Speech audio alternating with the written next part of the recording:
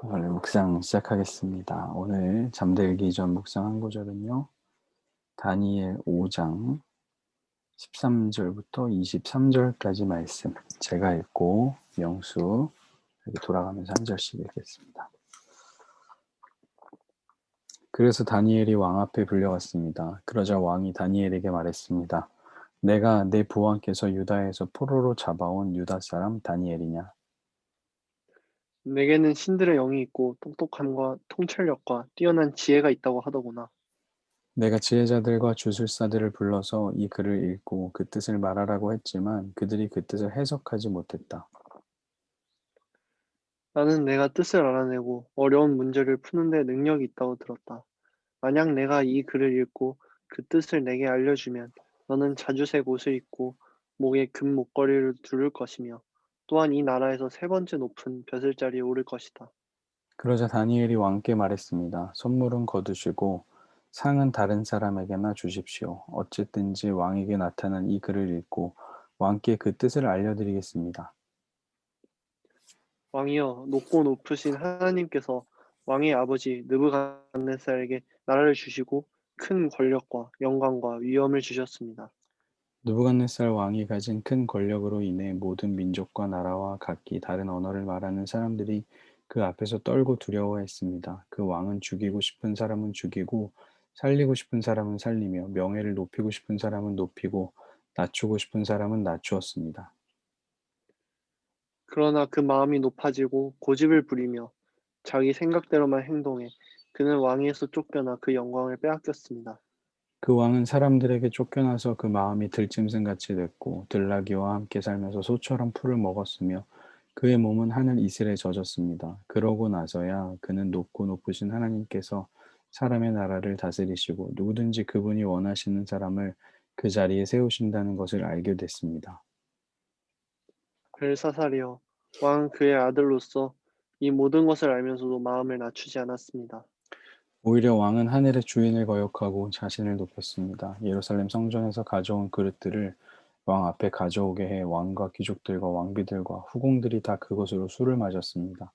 왕은 또한 금, 은, 청동, 쇠, 나무, 돌로 만든 신들, 곧 보지도 못하고 듣지도 못하고 알지도 못하는 것들을 찬양했습니다.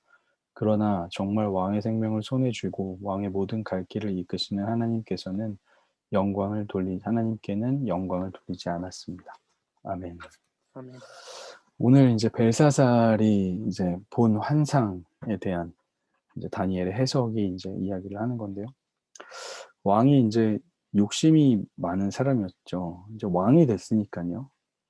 이 이제 왕이 이제 어머니가 벨사살의 어머니가 벨사살이 두려워하고 있을 때 이 꿈을 해석할 수 있는 사람이 있다. 다니엘이라는 사람을 불러라. 그래서 이제 다니엘을 부른 거죠. 다니엘이 왕 앞에 불러갔더니 왕이 다니엘에게 하는 말이 뭐냐면 너가 내 부왕께서 유다에서 포로로 잡아온 유다 사람 다니엘이냐? 이게 무슨 말입니까? 이게 지금 왕은 느부갓네살은 다니엘을 지혜자 중에 최고의 지혜자로 세워놨는데 벨사살은 뭐라고 얘기하고 있냐면 여전히 너 포로로 잡아온 유다 사람이구나. 너의 신분을 알아라. 약간 이렇게 깔보는 거죠. 이 자존감이 낮은 사람이 다른 사람을 더 쉽게 무시합니다. 다른 사람의 실수를 잘 용납 못하고 그런 것들을 하나 꼬투리를 잡아서 자기보다 낮추려고 하죠. 벨사살이 아마 그랬던 것 같아요. 그런데 인제 그에게 인제 어떻게 얘기하냐면 "너에게 다니엘 너에게는 신들의 영이 있고 똑똑함과 통찰력과 뛰어난 지혜가 있다고 하더구나." 라고 하면서 "너에게는 지혜가 있느냐?" 이렇게 물어보고 나서 이게 15 절에 보니까 "내가 지혜자들과 주술사들을 불러서 이 글을 읽고 그 뜻을 말하라고 했지만 그들이 그 뜻을 해석하지 못했다. 나는 지혜로운 사람들을 마음대로 할 수 있는 힘이 있다."라고 이렇게 다니엘을 한 번 더 무시하는 거죠. "그러나 그들은 못하더라."라고 이야기를 하는 겁니다. 그러면서 "너가 뜻을 알아내고 어려운 문제를 푸는 데 능력이 있다고 들었다. 만약 이 글을 읽고 뜻을 알려주면 너는 자주색 옷을 입고 목에 금목걸이를 두를 것이며 또한 이 나라에서 세 번째 높은 벼슬 자리에 오를 것이다."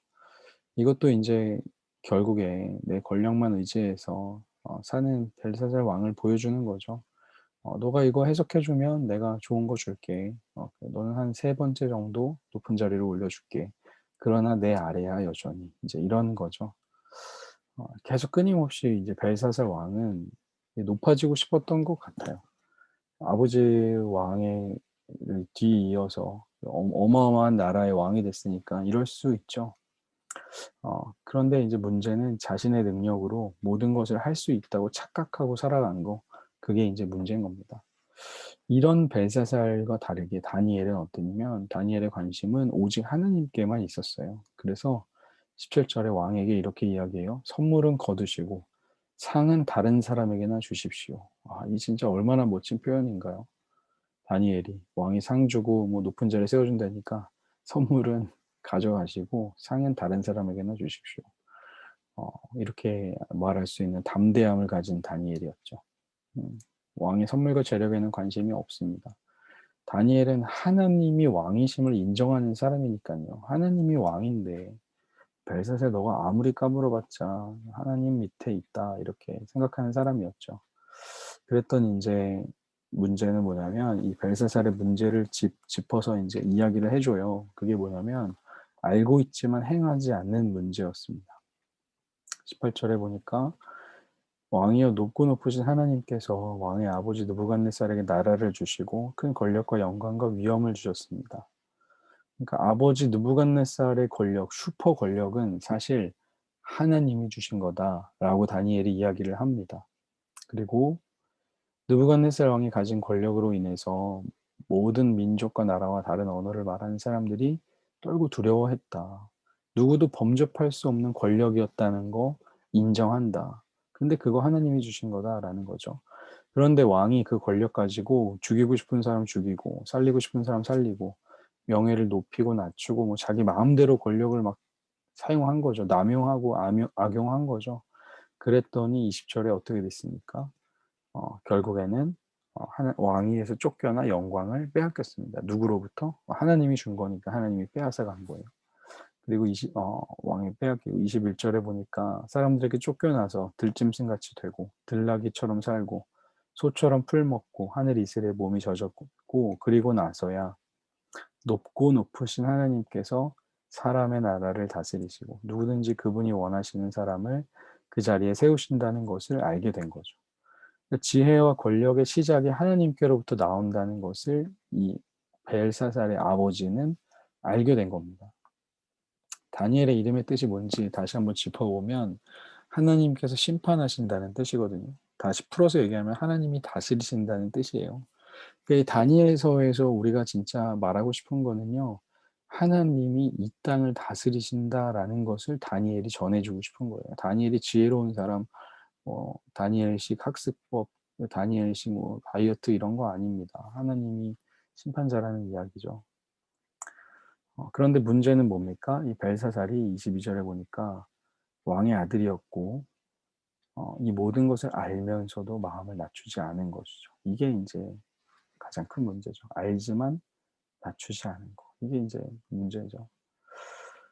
그래서 23절에 보니까 하늘의 주인을 거역하고 자신을 높이고 성전에서 가져온 그릇으로 술을 먹고 또 보이지 않는 신들을 만들고 뭐 찬양하고 생명을 손에 쥐고 왕의 모든 갈 길을 이끄시는 하나님께 영광을 돌리지 않게 된 겁니다. 알지만 행하지 않은 거죠. 알지만 행하지 않으면 모르는 것과 같습니다. 로마서 말씀을 잠깐 보면요. 로마서 1장의 21절에 이렇게 있어요. 하나님을 알면서도 하나님을 영화롭게 하지 않고 감사하지도 않았습니다. 이 죄인들의 특징이죠.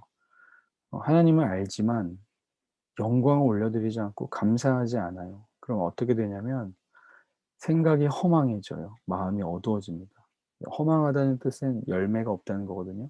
생각이 진짜 많지만 아무 열매 없는 쓸모없는 생각으로 가득 찬다는 거.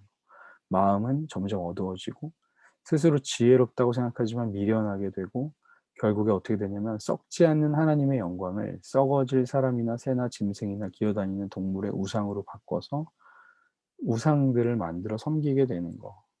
하나님을 알지만 감사하지 않는 사람에게 나타나는 현상이라는 거죠. 오늘 벨사살이 딱 이 로마서의 고백이죠.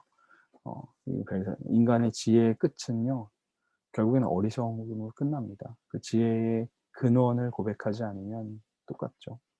오늘 말씀을 다시 한번 기억해 보면요, 왕은 욕심이 있었어요. 왕이 되니까 욕심이 생겼나 봐요. 되게 높아지고 싶었고 자신의 권력을 자랑하고 싶었고, 그래서 다니엘을 엄청 무시하죠.